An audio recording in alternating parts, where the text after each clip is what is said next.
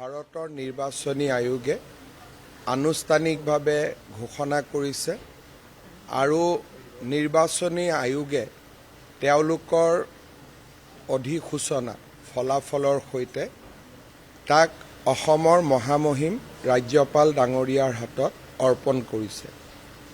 গণতান্ত্ৰিক প্ৰমূল্য আৰু পৰম্পৰা ৰক্ষা কৰি নিৰ্বাচনী আয়োগৰ অধিসূচনা ওলোৱাৰ ঠিক পিছতেই মই অসমৰ মুখ্যমন্ত্ৰী হিচাপে মোৰ পদত্যাগ পত্ৰ অসমৰ ৰাজ্যপাল মহোদয়ৰ হাতত অৰ্পণ কৰোঁ আৰু সমান্তৰালভাৱে অসম বিধানসভা চলিত অসম বিধানসভাখনি ভংগ কৰি দিয়াৰ বাবেও তেখেতক মই অনুৰোধ জনাওঁ।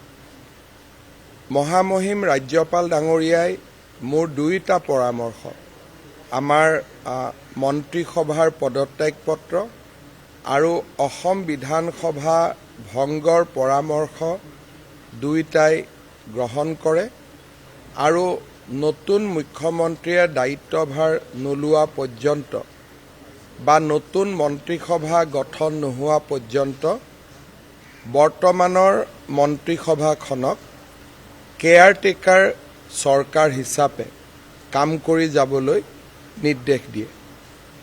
মই ভাবোঁ যে খুব সোনকালে নতুন চৰকাৰ গঠন হ'ব আৰু নতুন বিধানসভাও গঠন হ'ব। মাজৰ এই সময়ছোৱা ট্ৰেনজিশ্যনেল যিটো আমি ক'ম যে ট্ৰেনজিশ্যনৰ যিটো সময় সেই সময়ছোৱাত আমি केयरटेकर सरकारों भूमिका पालन करें।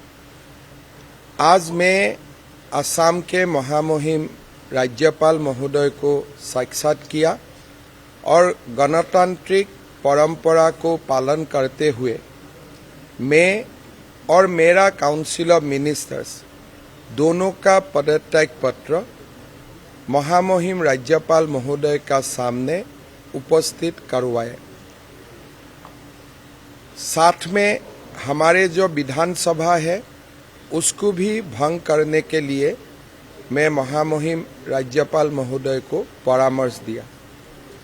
मेरा पदत्याग पत्र, मेरा मंत्रिसभा की पदत्याग पत्र दोनों राज्यपाल महोदय ने स्वीकार किया और राज्यपाल महोदय ने असम विधानसभा को भी भंग कर दिए। जब तक नया मुख्यमंत्री का शपथ नहीं होते हैं, जब तक नया मंत्रिसभा का गठन नहीं होते हैं, तब तक मुझे और मेरा मंत्रिसभा को केयरटेकर रूप से काम चलाने के लिए राज्यपाल महोदय ने निर्देश दिया।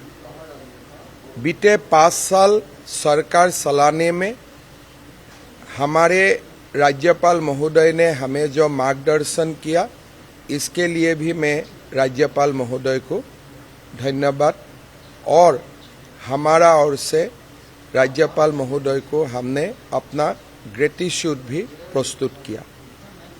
कुछ अगर आप लोगों का क्वेश्चन है you see Sri J.P. Nadda and Sri Naib Singh Saini both have been appointed as an observer by our national president Sri Nitin Nabinji.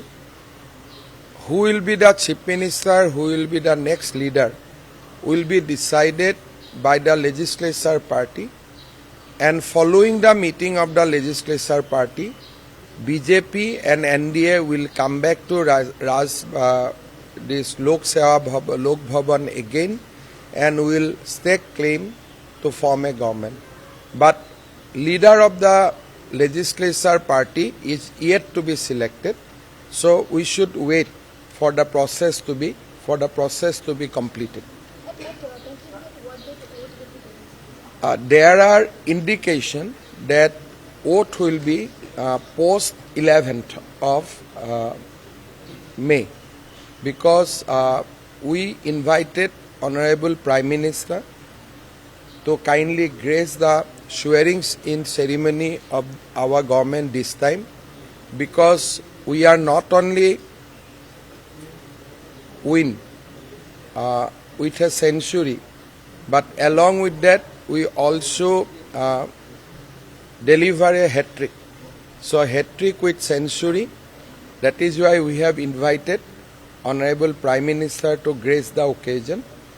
However, the indication from his office that it will be possible only after 11th of May. ময়ো শুনি আছোঁ, কিন্তু মই ক'ব নোৱাৰোঁ যে 12 তাৰিখটোৱে date, কিন্তু 11 তাৰিখলৈকে নহয় সেইটো মই ক'ব পাৰোঁ।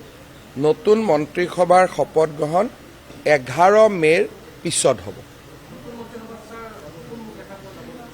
এতিয়া যোন মুখ্যমন্ত্ৰী হ'ব তেখেতে সিদ্ধান্ত ল'ব, নতুন মুখ হ'ব, পুৰণা মুখ হ'ব। বৰ্তমান আমাৰ বিধায়কসকলৰ সভা JP নাড্ডা ডাঙৰীয়া আৰু নায়েব সিং চাইনি ডাঙৰীয়াৰ উপস্থিতিত অনুষ্ঠিত হ'ব।